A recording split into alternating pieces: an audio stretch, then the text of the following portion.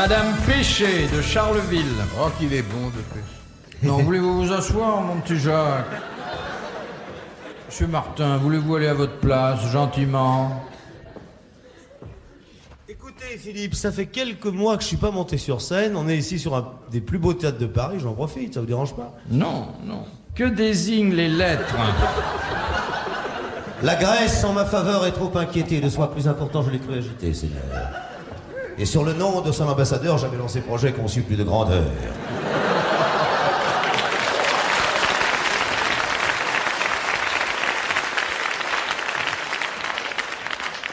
Si la Grèce vous démange, voyez un médecin. Alors, Madame Péché de Charleville voulait savoir ce que désignaient les lettres et les chiffres dont on assortit les plaques minéralogiques des locomotives électriques. Vous savez, on voit BB, numéro tant, Brigitte Bardot, CC, numéro DD. Claudia Cardinal. Ça donne le nombre de roues de la moto. Alors, pas le nombre de roues exactement. Le nombre d'essieux. Le nombre d'essieux tracteurs. Alors, on Le dit nombre pas de roues trac- motrices. Le nombre de roues motrices. Ouais. Excellente réponse de Jacques Martin.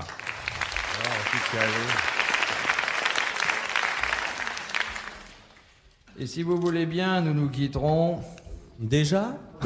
avec cette citation que nous adresse Madame Martin Madame Martin? de Vire dans le Calvados, qui a dit « Le théâtre est comme la messe. Pour en bien sentir les effets, il faut y revenir souvent. Alain. » Alain. Oui. Très bonne réponse de Jacques Martin. Eh bien, messieurs, merci, bravo. À la prochaine fois. De Monsieur Taillefer, de Bouscat, dans la Gironde. Bon, pourquoi pas. Pourquoi, durant des siècles, Dis donc, vous avez amené l'antimite pour Goethe? Je voudrais pas que les bêtes s'y mettent avant la fin de l'émission, hein? c'est un petit garçon. Non, ce théâtre est un théâtre. Nous avons, il faut le dire, que ce soir nous enregistrons dans un théâtre qui s'appelait autrefois le Théâtre des Ambassadeurs et qui est un merveilleux théâtre. Oui. Ils ont entendu ici que des beaux textes, on ne va pas... Enfin, si vous y tenez. C'est un petit garçon qui sort de l'école. Il traverse le passage clouté et crouic, l'autobus lui passe dessus et lui coupe les deux bras. Il se relève parce qu'il est très courageux. Il descend la rue et crouic, un rouleau compresseur lui passe dessus et lui écrabouille les jambes.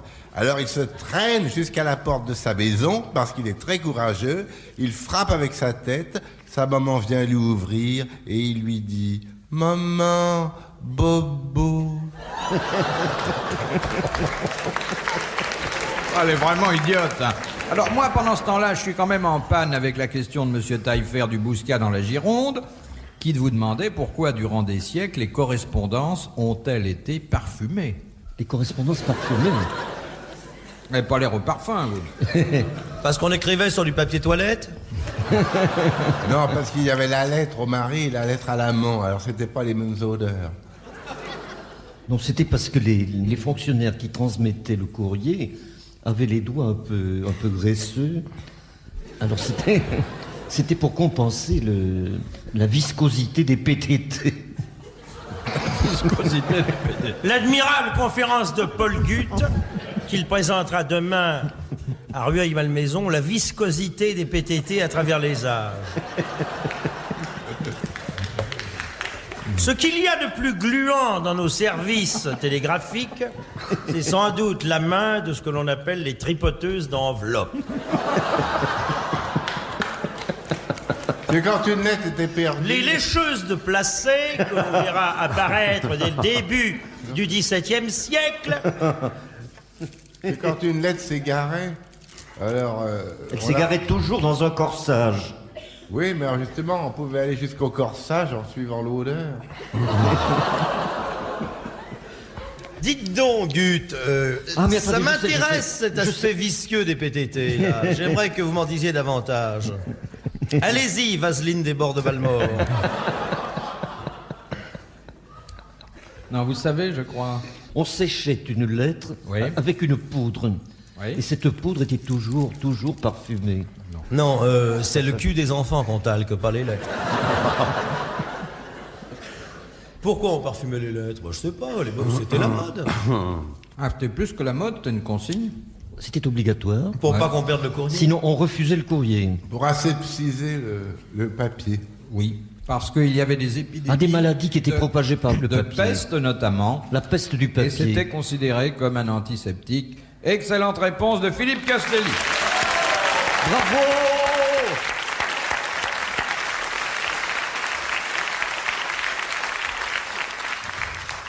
Voici une petite histoire Oh! qui est très correcte. Kersozon, c'est pourquoi faire la flotte, là. C'est dans le cas où l'histoire nous déplairait. Tu permets que je l'aide? C'est une petite histoire très correcte. Vas-y. C'est un petit garçon. Non, écoutez, non. N'allez pas arroser le débris. Cher Allez, débris. Mouille-toi. Allez-y. Alors il hurle.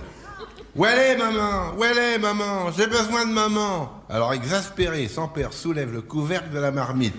Tiens, elle est là, ta mère. Alors le môme regarde et puis se remet à hurler. C'est pas vrai, t'as pas tout mis.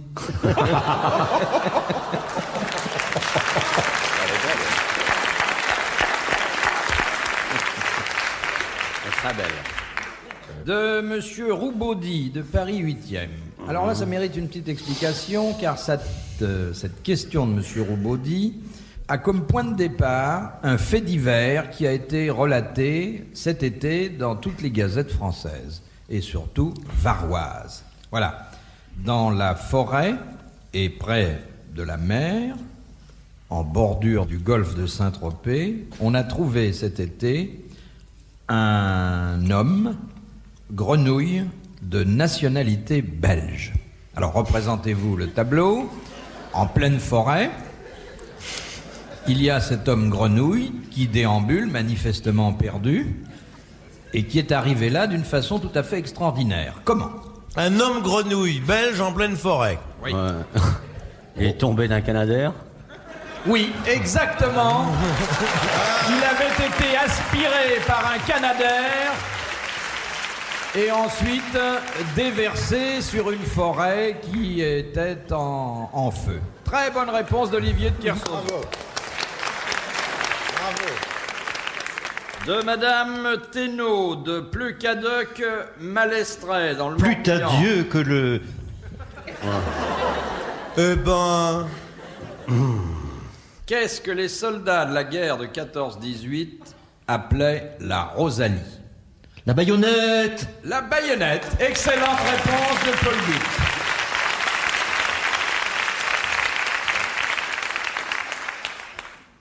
Vous avez déjà utilisé une baïonnette? Non, ça m'aurait fait peur. D'ailleurs, ça peut être terrible. Vous n'avez pas fait la guerre? Ah ben, je suis trop jeune, quand même. Ah, trop jeune, ça dépend pour laquelle. Et celle de 39, vous l'avez faite? J'avais 4 ans au moment de la guerre de 14. Oui, en Et 39. celle de 39, elle vous plaisait pas? Ah, mais j'ai été mobilisé dans le repérage. Qu'est-ce que vous repériez? Par le son et par observation terrestre. Non, mais vous étiez affecté où? J'étais affecté en Alsace, à Ilkirch, Grafenstaden. Oui. Et alors j'ai couru un grand danger un jour, parce que Il a rencontré une bonne femme de mauvaise vie. Nous faisions des visites mondaines aux différents postes de repérage. Et il y avait des copains dont le poste était au sommet d'une très haute cheminée d'usine, d'Ilkirch, Grafenstaden. Et alors, ils nous offraient le thé au sommet. Mais alors, il y avait une échelle. Et alors vous le preniez la tasse de thé, vous la preniez par le côté gauche. Non, mais vous allez voir le danger que j'ai couru. Il y avait une échelle de fer très très haute. Et rappelez-vous, vous êtes tombé de cette échelle. Et alors, Rappelez-vous, Paul, Non, vous non, êtes vous allez tombé voir. de cette échelle. nous étions plusieurs copains qui grimpions à cette échelle. C'est ça. Et vous êtes tombé. Et tout Ce à qui coup, expliquerait non, une grande partie de votre œuvre. Et tout à coup, un bruit terrible. Ah, vous étiez mal nourri.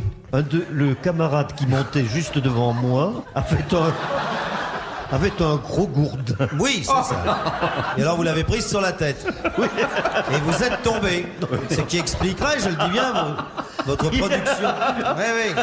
Vous êtes tombé de cette échelle. Non, attendez. Vous êtes tombé de cette échelle. Dites tout au docteur, mon Dieu. Attendez la suite. Tombé de cette échelle. Attendez la suite. Autrement, j'y comprends plus rien. Attendez la Est-ce suite. que vous êtes tombé de l'échelle? Au secours.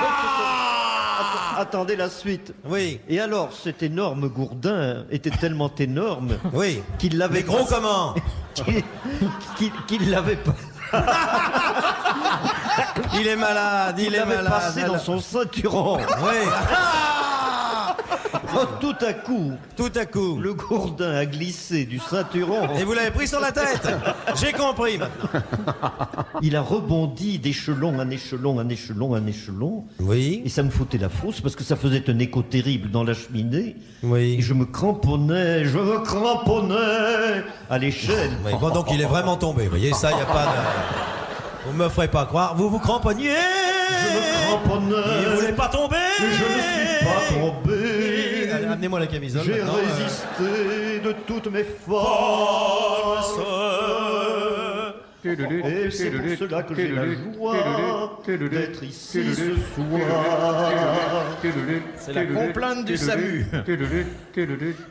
De Madame Raison d'Orchamps dans le Jura, qui a bâti la Mecque.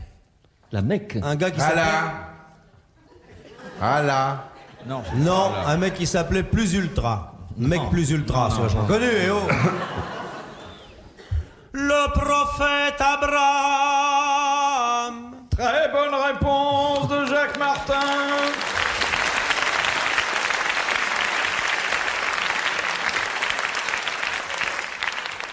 Car nous avons quelques prophètes en commun avec Oui. les musulmans, Oui. dont Abraham. Dont Abraham. Il y a toute une partie commune entre les textes sacrés de l'islam et les textes sacrés de la chrétienté. Très exactement. Hein, Gut? Et oui, Vous êtes vraiment tombé de l'échelle?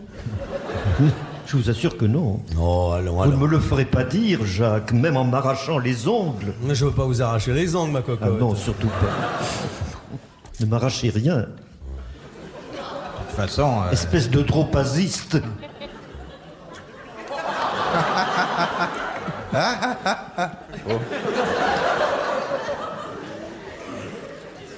Ben, je vais vous chanter une petite chanson. Ah, voilà. Mon petit bonhomme, est-ce que je peux te demander la mienne pour commencer? Laquelle? La plus belle, la plus poétique, celle qui... Eugène, là. Eugène. Non, c'est une nouvelle. On n'est pas sorti de l'auberge, mais Eugène, c'est bien. N'importe quoi. Alors, allez-y. Comment ça s'appelle? Il n'y a pas de titre. D'ailleurs, tout ce que vous faites... ça Oh n'a- non, Jean-Raoul, vraiment t'exagères. Tu connais notre motus vivendi, on fait ça le jeudi et nous sommes mercredi. Ah merde, oui, c'est vrai. Elle est bien, celle-là. C'est bonne.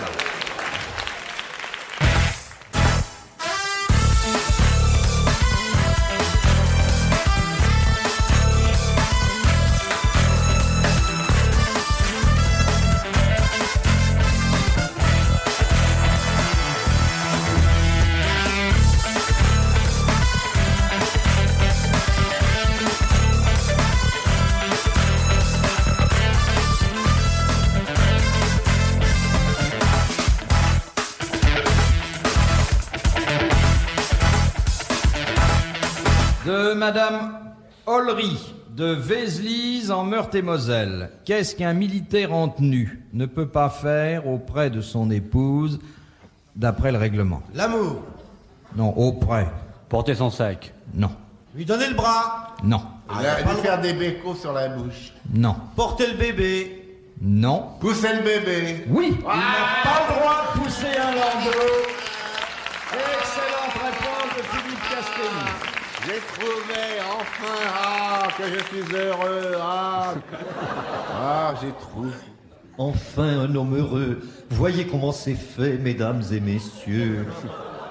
Oui, ben ça donne pas envie d'être heureux. Je pense que c'est pour lui que je paye ma vignette. De Monsieur Hogg, de Pont-à-Marc, dans le Nord. Quelle est la particularité des personnes comoriantes? Je vous repose la question car elle a été posée il y a environ 1 an et demi. Coloriante, comme la couleur. Comoriante. Ah, Comme mon CO? COMO 2RIAH2TEWEG. Le Z de la fin ne se prononce pas. ZY. À la fin, ZY. Mais pourquoi vous notez? C'est pour pouvoir répondre. C'est parce que Madame Gutt exige que lui apporte une preuve. De ma présence. Oui. C'est vrai? Oui. Il y a un peu de ça. Elle vous écoute, votre femme, à la radio? Ah oui, c'est une... Qu'est-ce qu'elle en pense? Elle aime C'est ça? une fervente. Quelquefois, elle est un peu... Elle me dit, tu devrais pas te laisser faire comme ça par Jacques Martin. Quand même. Oh, vous rigolez. Tu devrais lui répondre. Mais je vous adore, moi. Mais oui, c'est ce que je lui dis. Mais en plus, Il m'aime beaucoup. je vous dois de telles nuits. Je m'endors tous les soirs en vous laissant. Comment Des écrivains comme ça, de table de nuit. Comme Oriente. Une personne malade. Non. Qu'une personne française. Il y a des Français qui sont comme Oriente. Mais on peut avoir deux personnes comoriantes, une française et l'autre japonaise. Deux personnes qui se ressemblent. Par un certain côté, oui. Ils sont jumelles. Cela dit, par définition, les personnes qui Siamoises. les personnes qui sont Tu as comoriantes... déjà vu des siamoises franco-japonaises, toi? Des siamoises franco-sénégalaises? Mais enfin, réfléchis, ma grande. Alors, comme Oriente, elles ont un point Alors, commun. Je voulais dire que les personnes qui sont comoriantes l'ignorent par définition bien sûr. elles-mêmes. Parce qu'elles ont les mêmes empreintes digitales. Non. Elles ont une identité. Le même facteur Rhésus. Non. Orientes dominos agit.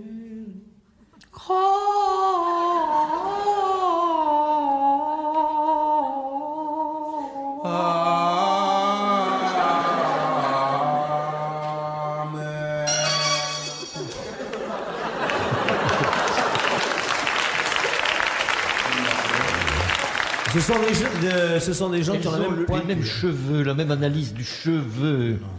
Dans la même langue. La même, Pensez pas à ça. la même analyse de salive. Du suc gastrique. On s'égare, monsieur Gutt, on s'égare. C'est pas physique. Si. Mais si vous voulez dire une ressemblance anatomique ou morphologique, je dis non. Non. Non. Cette similitude-là se concrétise physiquement, oui. C'est au niveau du placement des organes à l'intérieur. Ce sont les sosies. Non. Oh, mais... Oh, pardon. Elles sont toutes les deux sourdes-muettes. Qui? Bah, les Comorans. Hein. Les cormorans. Lui, il a compris les cormorans depuis le début. Mais c'est pas des cormorans. Alors, c'est quoi? Nés le même jour, à la même heure, sous le même signe. On était presque au but, mais vous avez au dernier moment été atteint par le gond. Alors je vous demande pas la première d'applaudir Monsieur Hogg de Pont-à-Marc. Tous les 18 mois, Monsieur Hogg gagne 500 francs en posant la même question, ce qui prouve que les Français ont la mémoire courte. Des Alors, personnes comoriantes sont des personnes qui meurent le même jour. Oh, on a répondu à ça il y a 2 ans. Mais oui, je vous l'ai dit. Même pas. Je vous l'ai dit. Donc, par exemple, dans un accident d'avion, les passagers sont des comoriantes. Qu'est-ce qu'il y a? Je le note, meurt le même jour. Je tâcherai d'éviter ce danger. Faites voir. Des personnes meurent. ENT à la fin. Le même jour. Il n'y a pas 2 ME. Il est prof de français. Agrégé de littérature. Dans quelle boîte vous avez étudié les lettres? Au collège de Villeneuve-sur-Lot. Et ensuite au lycée Louis le Grand à Paris. Et vous avez été interné quand alors? De Madame Carré. Ah, De- c'est un beau parti, Madame Carré. On n'en sortira pas. Hein. Où elle habite, Madame Carré? À Montrouge. À Montreux? À Montrouge. Quelle bouche de métro? Quand même curieux de s'appeler Madame Carré, d'habiter Montreux. Le savoir-vivre. Ah, avec toutes les grossièretés que Paul Gutt a sorties. Quand je pense qu'il a la Légion d'honneur. Ça s'achète à la douzaine, la Légion d'honneur? Mais vous savez que j'ai écrit un savoir-vivre autrefois. Oui, le savoir-vivre international, j'ai à la maison. Dites donc, Gut, quand vous achetiez vos Légions d'honneur, ça s'achète comment? Par douzaine? Non, mais quand on l'achète réellement dans le... Oui, quand on va acheter des Oui, la signe, on Ça achète. s'achète comment? À la pièce ou à la douzaine? Oh, mais non, on peut en acheter. C'est-à-dire qu'il faut en avoir assez pour fournir à tous les vêtements. Mais- Sauf le pyjama, bien entendu. Mais vous en mettez partout, vous. Ah non, non, non, je suis très discret. Moi, j'ai connu quelqu'un qui mettait toutes ses décorations sous le revers de son veston. Mais il marchait toujours le col relevé. Mais vous n'avez que la Légion d'honneur, non? Ah non, j'en ai d'autres. Qu'est-ce non, que ça, vous c'est- avez? Commandeur des arts et lettres. Ça, c'est bien. Ah, ça, c'est très bien, ça. Ça vous fait un canapé pour vos vieux jours. Et puis, Et c'est très curieux, je suis le dernier acte ministériel de Malraux. il est mort tout de suite après. Tout de suite après. Non, non, non. Juste avant de quitter le ministère, il a signé ma nomination de commandeur des arts et Ouais, lettres. mais sa vue avait déjà beaucoup baissé. Vous avez aussi le mérite agricole? Non, non, non, c'est tout. Ça Non. suffit. Et les végétations, vous les avez eues? Les végétations? Oui. Non. Bon, alors, Madame Carré de Montrouge. Le savoir-vivre veut qu'à Bali, lorsqu'on offre un cadeau, on fasse quelque chose qui passerait pour une grossièreté en France. On le jette. On l'ouvre pas. Non.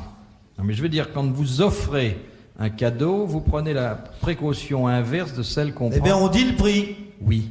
On laisse l'étiquette avec le prix pour que la personne qui est bénéficiaire du cadeau sache quel sacrifice on est prêt à faire pour elle. Excellente réponse de Jacques Martin.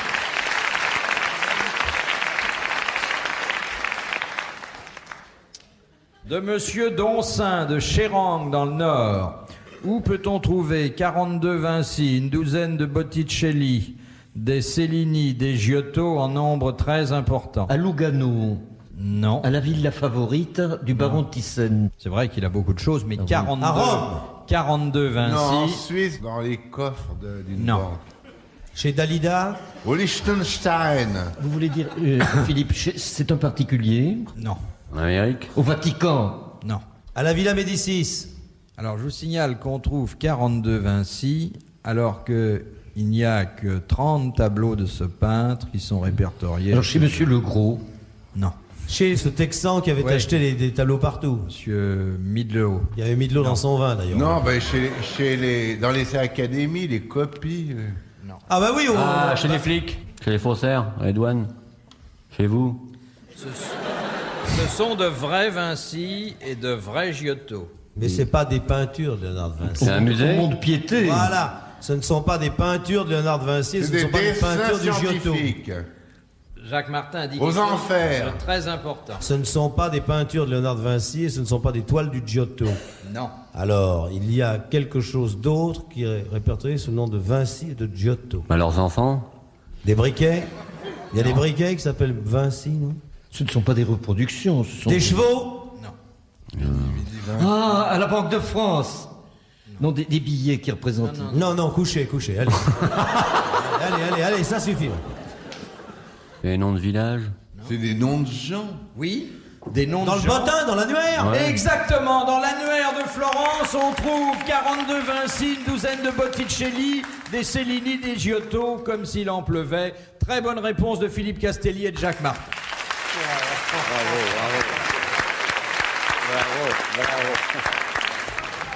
Bravo, débris. Des bris. Ah non, et ruines.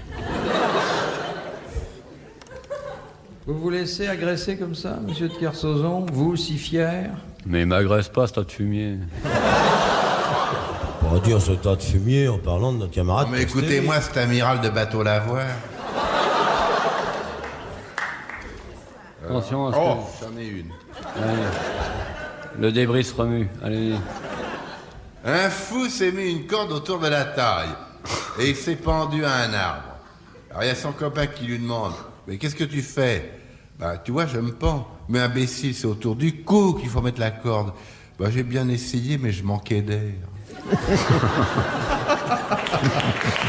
Oh, elle est gentille, elle est gentille. Ça va. Elle est bien, je connaissais la même avec la guillotine.